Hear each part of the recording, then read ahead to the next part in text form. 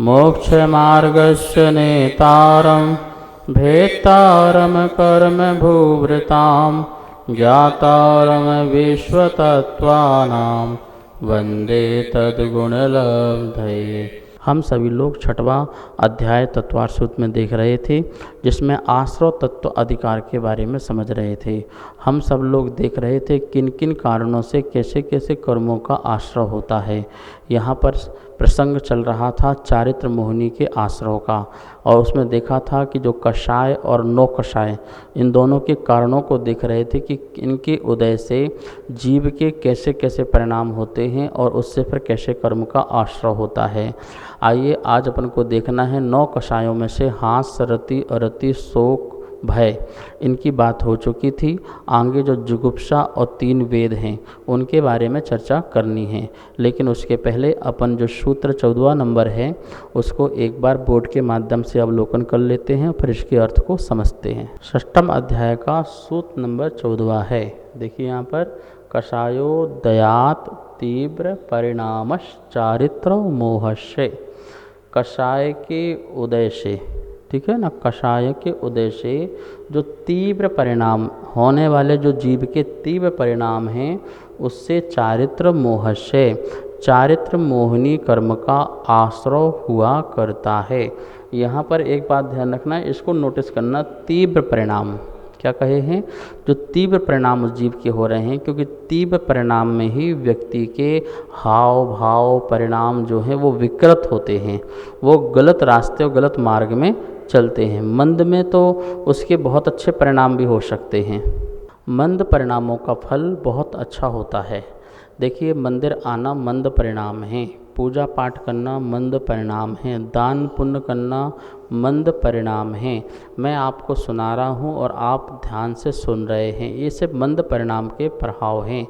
तीव्र परिणाम यदि हों तो हमें विषय भोगों में ज़्यादा परिणाम जाएंगे, संसार संबंधी ज़्यादा परिणाम जाएंगे।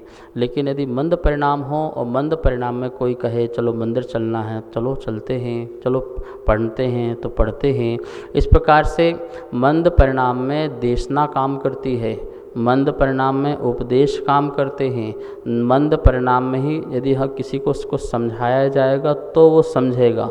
तीव्र परिणाम होंगे तो कौन समझेगा, कोई नहीं समझेगा। बहुत तीव्र राग का परिणाम चल रहा है संसार संबंधी, और उस समय कोई धर्म का उपदेश देना चाहे तो वो ग्रहण नहीं करेगा। कोई बच्चा है और वो गेम खेल रहा है, गेम देख रहा है, और उसका बहुत तीव्र परिणाम चल रहा है, उसमें उसका राग तीव्र चल रहा है, या उसमें किसी को गेम में मारने का परिणाम तीव्र चल रहा है। अब तुम उससे बोलो बेटा क्या चलो आओ तुमको पढ़ा दें, लिखा दें, कुछ कर दें, नहीं नहीं नहीं पढ़ना, रोना चालू कर देगा, जितना प्रारंभ चालू कर देगा। क्यों? क्योंकि उसके अभी तीव्र परिणाम चल रहे हैं। तो जो कुछ भी अच्छे और श्रेष्ठ कार्य हो सकते हैं वो मंद परिणाम के उदय में ही होते हैं। इसलिए यहाँ पर बोला है चारित्र मोहिनी कर्म का जो आश्रव है कब होता है, तीव्र परिणामों से, अत्यंत आसक्ति राग की हो या द्वेष की हो, ऐसे परिणामों में ही जीव का चारित्र मोहिनी कर्म का आश्रव होता है। आप जिसकी की निंदा करेंगे तो मंद परिणाम में करेंगे या तीव्र परिणाम में? यदि किसी का विरोध कर रहे हैं तो तीव्र परिणाम ही हैं, द्वेष परिणाम बहुत ज़्यादा है। यदि आप अश्लील बातें कर रहे हैं, अश्लील कार्य कर रहे हैं या बुरे काम कर रहे हैं, कोई भी कर रहे हैं, ये तीव्र परिणाम है।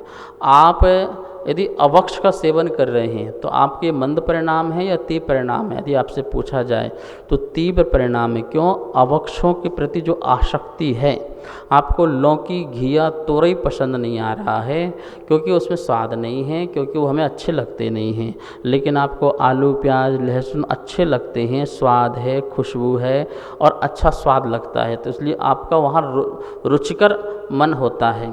तो उसमें जितनी आसक्ति है वो तीव्र परिणाम है, ठीक है ना। जिस विषयों में आपको आसक्ति है वो आपके तीव्र परिणाम है। मैंने खाना संबंधी बताया, सुनना संबंधी ले लेना, देखना संबंधी, चखना संबंधी, बोलना संबंधी, हर चीज़ में आप घटित कर लेना जहाँ पर परिणाम आपके तीव्र झुकाव हो रहे हों, संसार संबंधी, गृहस्थ संबंधी, वो सभी तीव्र परिणाम होंगे।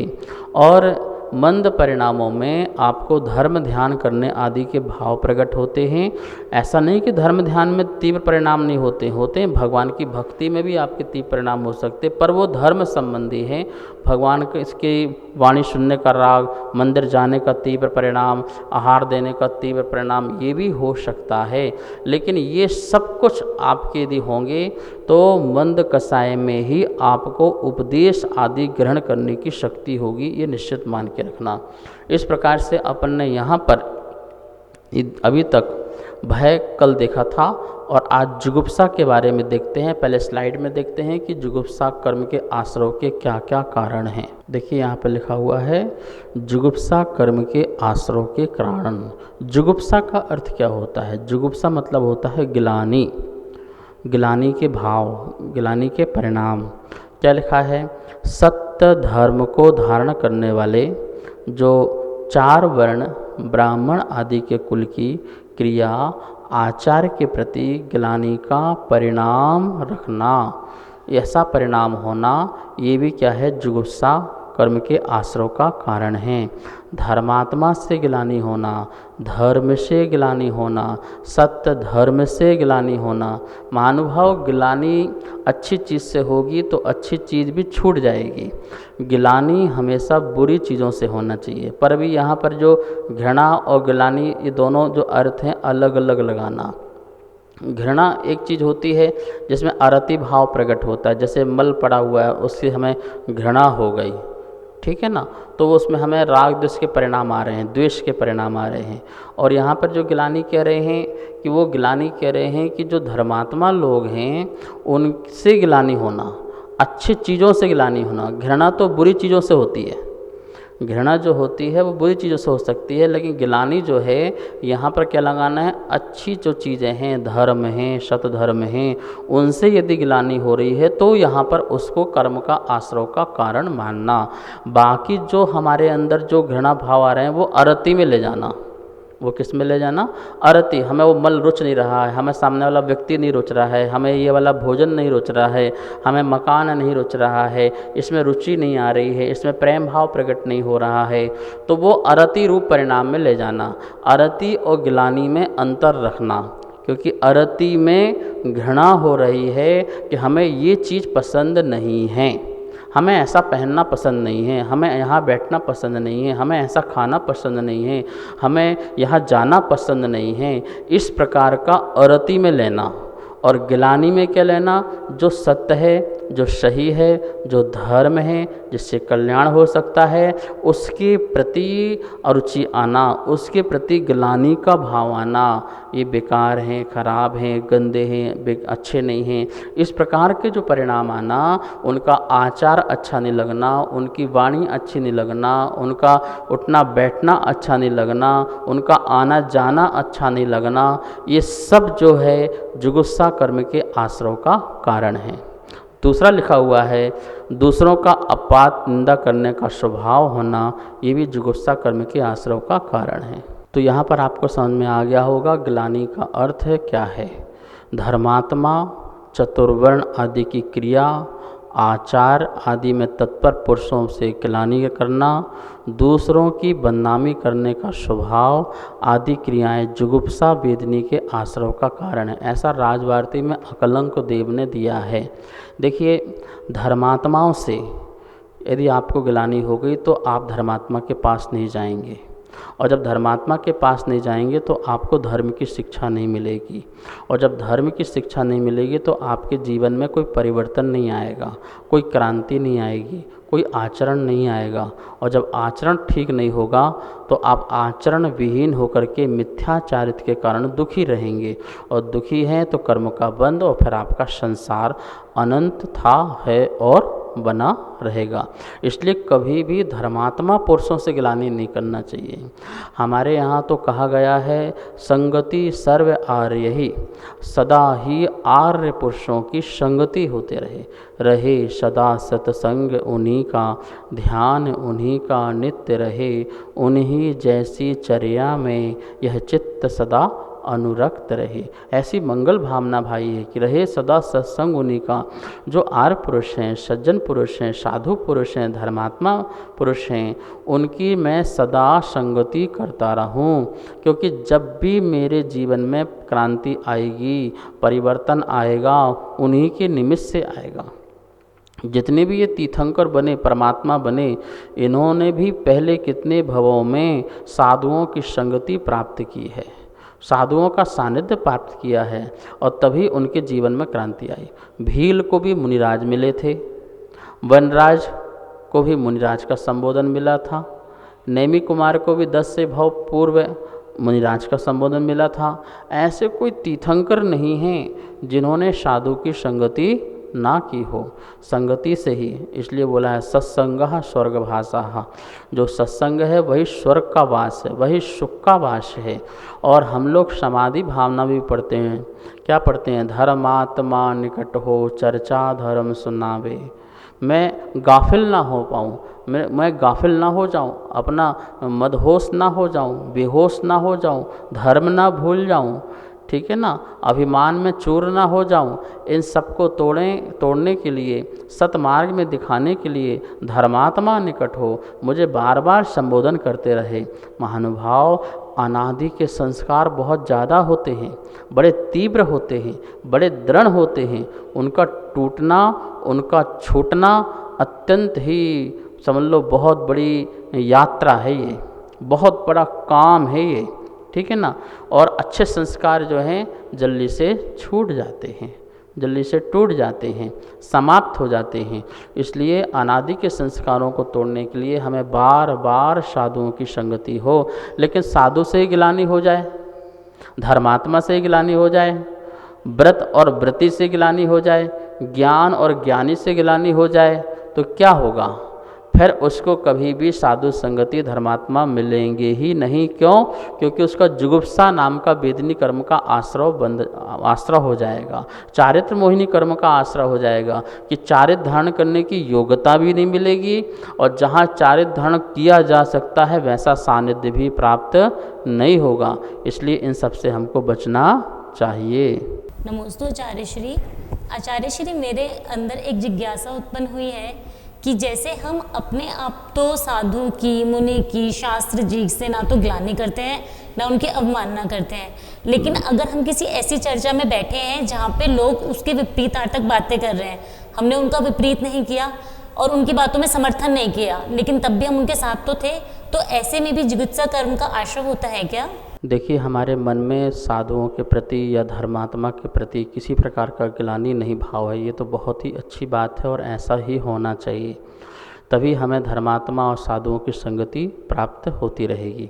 अब बात यह है कि हम तो ग्लानि नहीं कर रहे हैं, लेकिन सामने वाला ग्लानि करता है, और मजबूरी है कि हमें वहाँ साथ रहना है या फिर हमें मजबूरी नहीं है, ये दो चीज़ देखना है। यदि मजबूरी है कि हम वहाँ पर साथ रहना है, हमें जीवन यापन करना है, तो आप अपने मन में उनके प्रति अच्छे विचार रखो कि इनकी बुद्धि सद्बुद्धि हो जाए, इनकी बुद्धि ठीक हो जाए, इनका सतमार्ग में चला जाए, और आप किसी भी प्रकार से एन के एन प्रकार से उनका संबोधन करने का प्रयास करें, क्योंकि वो आपके आश्रयवान हैं या आप उनके आश्रयवान हो।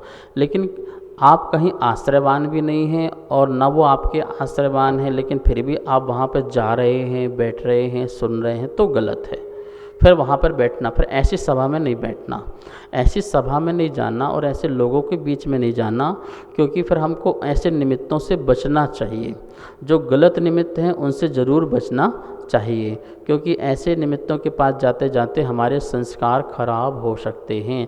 कभी ना कभी हमारे मन में भी कोई ना कोई बात घर कर सकती है, बैठ सकती है, क्योंकि अभी हम इतने दृढ़ श्रद्धानी नहीं हैं, अभी हमारे अंदर इतनी शक्ति नहीं है कि हम अपनी श्रद्धा को इतना मजबूत बना सकें कि सारा 3 लोक भी आकर के हमको देव शास्त्र गुरु के विरुद्ध बोले तो हम विचलित ना हों। अभी इतना अपना छायक सम्यक नहीं हैं। क्षयोसम सम्यक दर्शन वाले जो जीव हैं जल्दी से विचलित हो जाते हैं। ऐसी श्रद्धा जल्दी से क्या होती है, बह जाती है। जैसे 3 प्रकार की श्रद्धाएं होती हैं।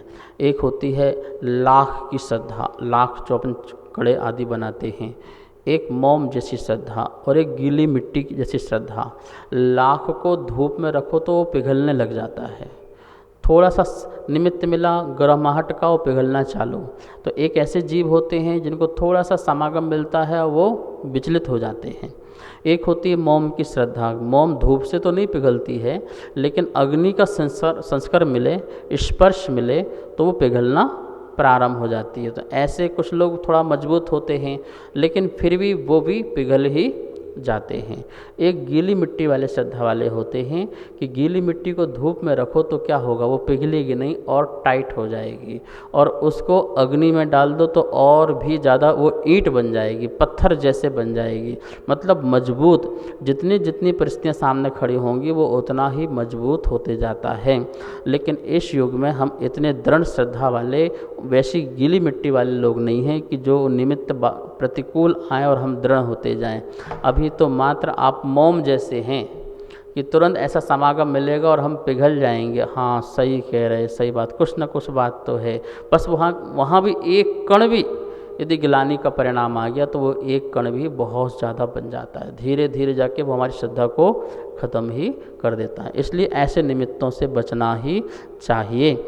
लेकिन आप जहाँ रह रहे हैं वहाँ आपकी मजबूरी है, उस घर में ही रह रहे हैं, उस परिवार में ही रह रहे हैं, तो आप उनके लिए मंगल भावनाएं भाव, सद्भावनाएं भाव, अच्छी रेंज दो, सकारात्मक सोच दो, जिससे उनकी बुद्धि भी सद्बुद्धि बन जाए।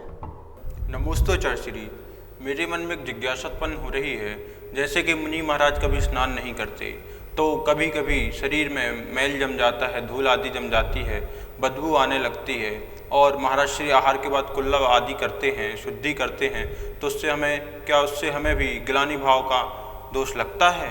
बाह्य जितने भी निमित्त आपने बताए हैं, उन निमित्तों के कारण यदि मुनि से गिलानी आए तो गिलानी का दोष लगेगा।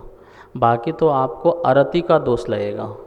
किस चीज़ का लगेगा? जैसे स्मेल आ रही है, उनके पसीने आ रहे हैं, पसीने से स्मेल आ रही है, या तन में मिट्टी आदि है, आपको ऐसा पसंद नहीं है, तो वो अरति नाम के आश्रव का दोष लगेगा, चारित्र मोहिनी का।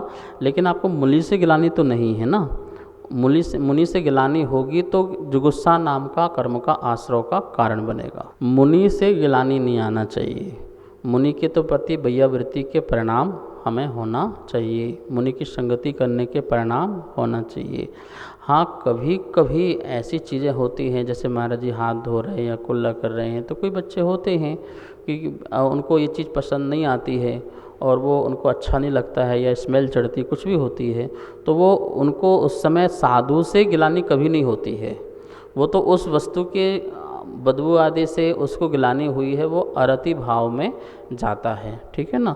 हमें कभी भी धर्मात्मा से गिलानी ना हो।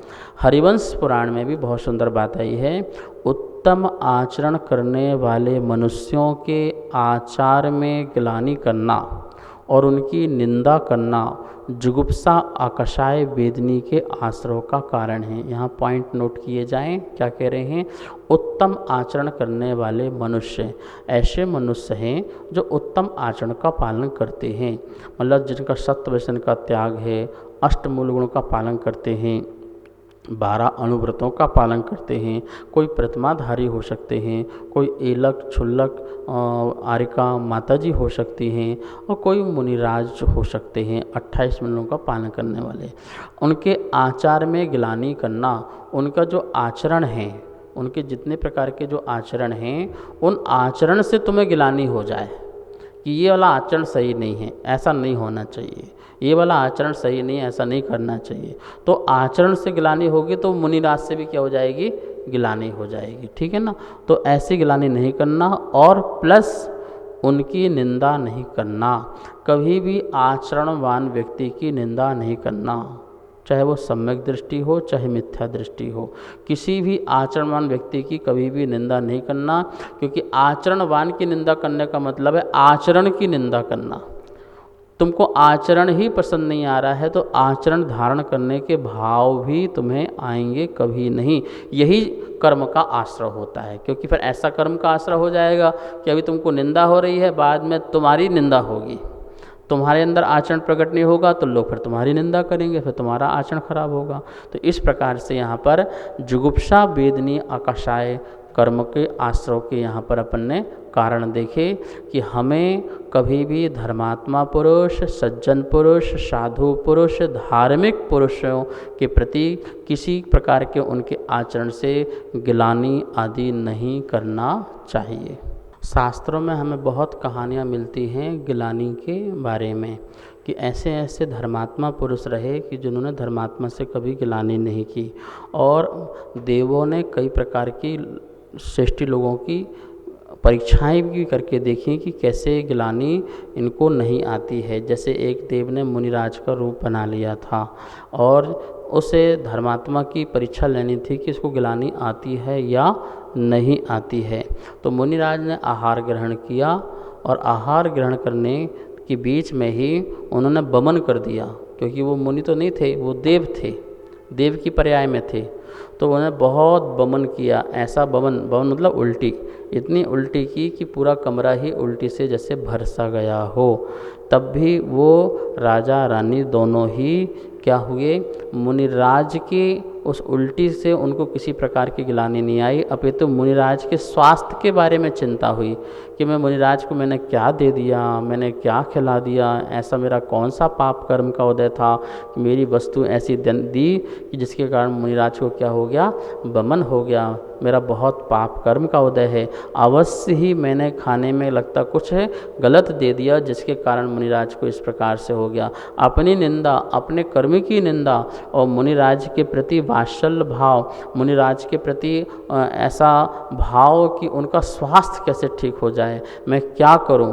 तो इस प्रकार से जो परिणाम है, देखिए उस समय कोई गिलानी नहीं कि इनको उल्टी हो गई, इनका मल निकल गया, इनका ऐसा हो गया, ऐसा कुछ नहीं। मुनिराज के धर्मात्मा के स्वास्थ्य के प्रति चिंता, मुनिराज के रत्नत्रय के पालन की चिंता, ये जो भाव है ये निर्जुगुप्सा भाव है। सम्यक दृष्टि के 8 अंग होते हैं और 8 अंग में एक निर्जुगुप्सा नाम का भी अंग आता है। उसमें भी यही लिखा हुआ है कि कभी भी धर्मात्मा और धर्म के प्रति गिलानी का परिणाम नहीं रखना, ये निर्जुगुप्सा अंग है, ये सम्यक दृष्टि का अंग होता है।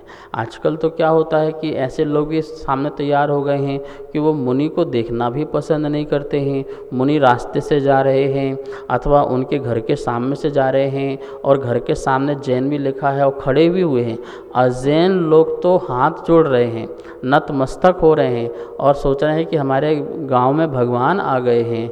और जो जिन्होंने अपने आप को ज़्यादा ज्ञान समझ लिया है, ज्ञानी मानने लगे हैं, अध्ययन कर लिया है और उनके हाथ भी नहीं जुड़ रहे हैं। सोचिए कितना बड़ा पाप कर्म का उदय है। हाथ तो ठीक है, चेहरा मोड़ लेते हैं, रास्ता किनारा कर देते हैं, ये क्या है, कितने बड़े पाप कर्म का उदय है। महानुभाव, ऐसे करने वाले जीवों को कभी भी मुनि दर्शन, मुनि बनना तो छोड़ो, कभी भी मुनि दर्शन ना मिले। कैसे पुण्य का उदय किया था, जैन कुल में आए थे, लेकिन न जाने ऐसा कौन सा पाप कर्म का इनका उदय है कि मुनि दर्शन को देखने को, मुनियों के प्रति गिलानी, मुनि के नाम सुनते ही, वर्तमान में किसी मुनि का नाम आ जाए उसको सुनते ही उनके प्रति गिलानी के भाव आते हैं। बहुत बड़ा पाप कर्म का उदय है। इन सब से हमें बचना चाहिए, क्योंकि ये सब हमारे जुगुप्सा, चारित्र, मोहिनी कर्म के आश्रव का कारण होता है और ये सब हमारे लिए चारित्र उत्पन्न करने में बाधा पहुंचाएंगे। जब कभी भी हम चारित्र की ओर बढ़ना चाहेंगे उसमें किसी न किसी प्रकार के विघ्न पैदा होंगे, बहुत अंतराय उदय में आएंगे और फिर हम चाहते हुए भी चारित्र को, संयम को धारण नहीं कर पाएंगे, मोक्ष मार्ग को धारण नहीं कर पाएंगे। तो देखिए, मोक्ष का रास्ता बंद हम स्वयं ही कर रहे हैं, कोई सामने वाले ने बंद नहीं किया है, हम ही अपना रास्ता बंद कर रहे हैं मोक्ष में जाने के लिए। तो इस प्रकार से आचार्य भगवान की बड़ी दया है, करुणा है, ऐसा ज्ञान दे करके हमें मोक्ष मार्ग का हमारे द्वारा ही रास्ता खोल रहे हैं कि तुम्हारा मोक्ष का रास्ता कैसे खुलेगा। आज का स्वाध्याय संपन्न करते हैं, जिनवाणी स्तुति करते हैं और आप सब लोगों को किसी प्रकार की मन में शंका हो तो आने वाली आगम धारा शंका समाधान में पूछ सकते हैं। जा वाणी के ज्ञान से सूझे लोकालो, सो वाणी मस्तक धरो सदा देत हो धो। हे जिन वाणी भारती तो हे जपो दिन रेन, जो तेरी शरणा धरे सो पावे सुख चैन। सभी को बहुत बहुत मंगल आशीर्वाद। सभी स्वाध्याय प्रेमी बंधुओं को सादर जय जिनेन्द्र। हमारे बीच तत्वार्थ सूत्र जी की द्वितीय अध्याय की पुस्तक छपकर आ चुकी है, जो कि आप सभी लोग मंगवा सकते हैं। नीचे दिए गए नंबरों पर संपर्क करें और पुस्तक मंगवा लें। और तीसरे अध्याय की पुस्तक छपने के लिए जा चुकी है, आप सभी लोग उसमें भी सहयोग करें। धन्यवाद। जय जिनेन्द्र।